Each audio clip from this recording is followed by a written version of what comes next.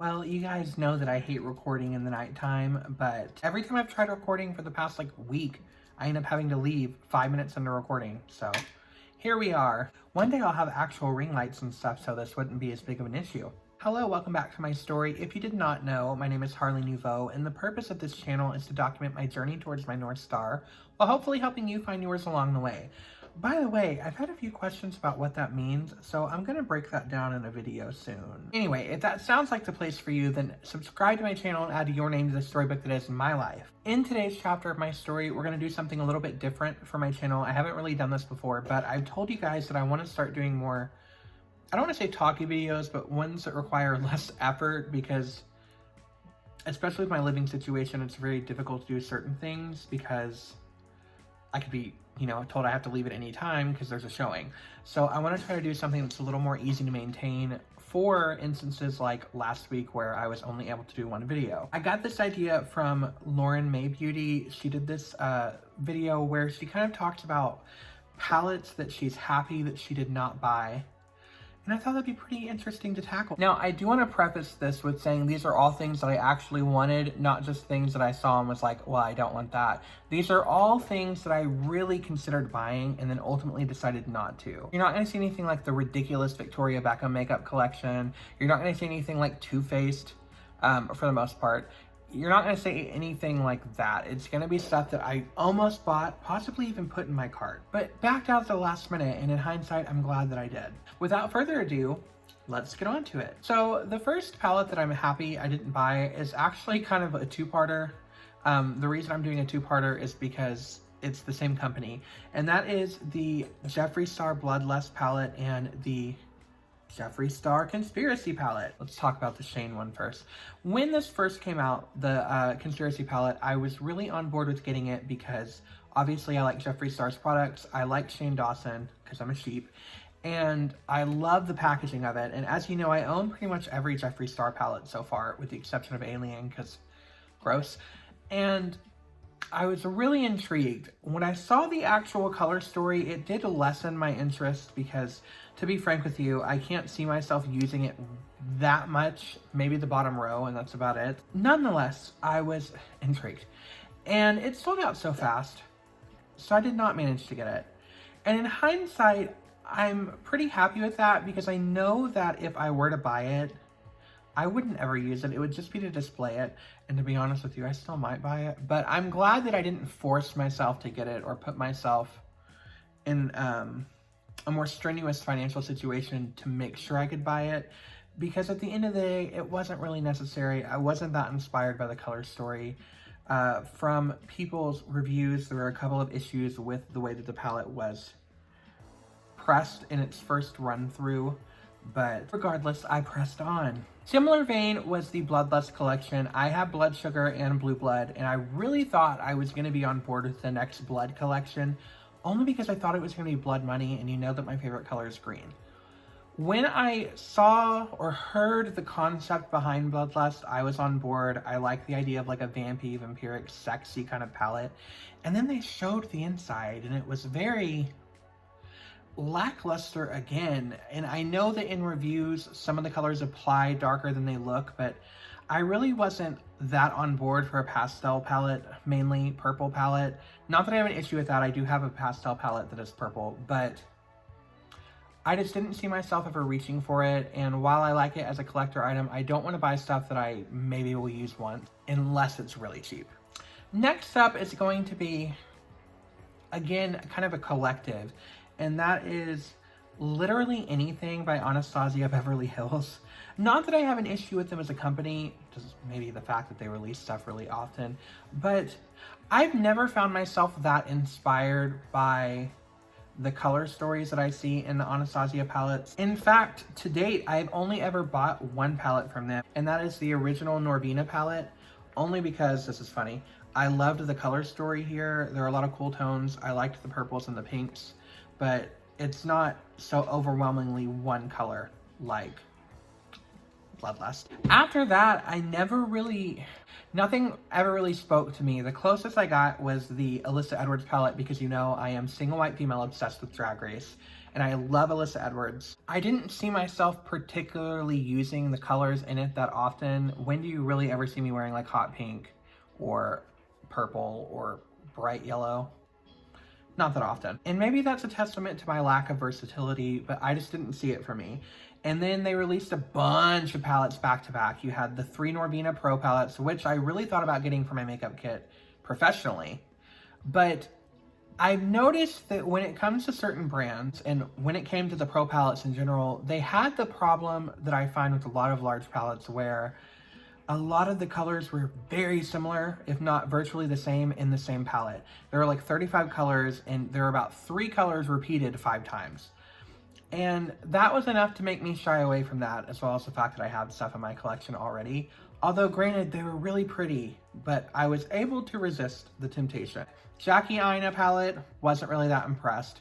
Carly Bible palette, wasn't really that impressed. Amrezy palette, wasn't really that impressed.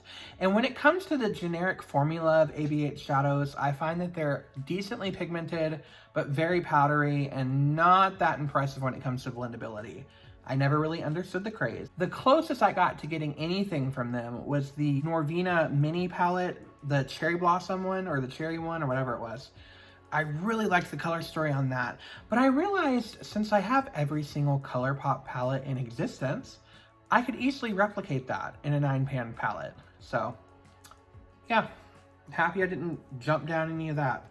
Next up is the Urban Decay Naked Honey palette. When I saw this, I'm gonna be honest, I was very intrigued, and it was right off the back of me getting the Honey palette from ColourPop, so I was really into that kind of color story. But I was hesitant because I've never been the biggest fan of Urban Decay's formula, and I really hate the rectangular shadow panning that is prominent in some brands like this and Melt Cosmetics. So that alone made me very hesitant. And then I had to think about the fact that I already had the Honey palette, and it seems really stupid for me to go out and buy this palette when I have like half the colors right here. And the other half that weren't present were all pretty much browns. So I'm glad that I didn't give into that, because I have a really bad habit of making quick decisions when the moment strikes me, especially with Afterpay. But I remained true to myself, and the feeling quickly subsided, as it does with a lot of these that I mentioned. The inspiration strikes me probably when it's popular, and this is a testament to how well these media marketing ideas work.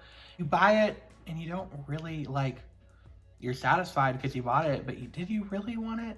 And that's how I found myself with this palette. So I'm glad I didn't get it, because I can tell you right now, I wouldn't use it any more than I use the Honey palette. Next up is the Huda Beauty Mercury Retrograde.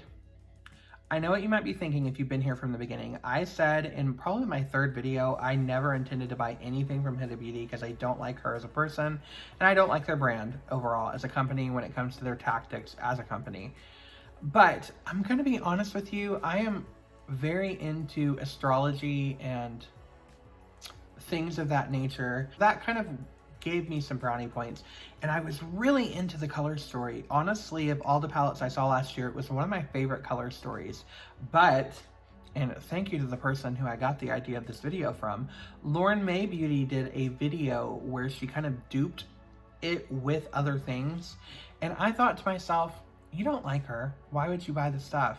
You can just dupe it with other things. And she was right, and I did that. So I'm glad that I didn't allow my greed and consumerism driven motives to bypass my ethics as a person. When I used her new nudes palette, I wasn't that impressed again with the formula. So the color story and the concept is really what was selling me on getting it, but I didn't. Then we have the Morphe I-35, 35i, whatever the hell it's called, Icy Fantasy palette, which was the collaboration Morphe did with Pony Syndrome. And of all the ones I've talked about, this was the hardest for me not to go out and get, only because I love pastels, I love Pony Syndrome, I like Morphe, but I have nothing like the color story that was present in it. But I held off on it because A, I have enough freaking eyeshadow, and I promised myself like 4 months ago I really would not buy any eyeshadow this year unless I really, really, really wanted it and I didn't have anything similar. So I held off on getting it. And then the reviews started coming out and they were not that positive. I know a few people that really still like it. Ray, one of my favorite people online, he loved it. I think Kimura Black loved it, but people reported that it was very sheer, very patchy, not blendable, not pigmented, and just underperformed across the board. So this was one of those lucky scenarios I had where I decided to wait off because I knew how inconsistent Morphe is with their products. And I was pleased to discover I'd made the right decision, because in hindsight, if I had went and broken my rule for no new palettes and bought that, I've been very disappointed with myself when it was less than stellar in its performance. Next up, we have the Tati Beauty palette, the Textured Neutrals Volume 1. And I like Tati well enough. I've never had anything against her as a person or against her content, although I do find it really repetitive, which is ironic because my content's repetitive. But I know that she's very passionate about makeup. So when I saw that she was making her own brand, I thought, this is gonna be good. It has to be good because she knows what she's talking about, you would think. And when she announced this palette, I was very intrigued by the concept behind it, which was 6 shades in different finishes, 4 different finishes.